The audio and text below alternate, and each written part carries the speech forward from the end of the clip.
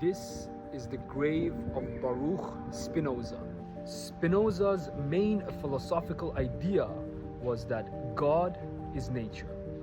He believed that everything, which includes the trees, the oceans, the emotions that we feel, and even the laws of physics, such as gravity, are all different expressions of nature or God.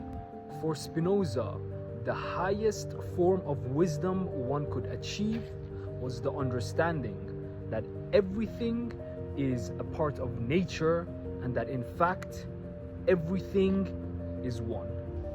He believed that the ultimate forms of joy and peace are achievable by living in harmony with nature.